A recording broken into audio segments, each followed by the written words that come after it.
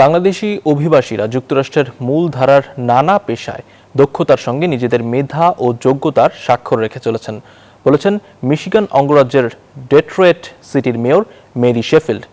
Detroit সিটির Joseph কেম্পু এলাকায় বাংলাদেশি মালিকানাধীন একটি সুপার মার্কেটের উদ্বোধনী অনুষ্ঠানে তিনি এ মন্তব্য করেন।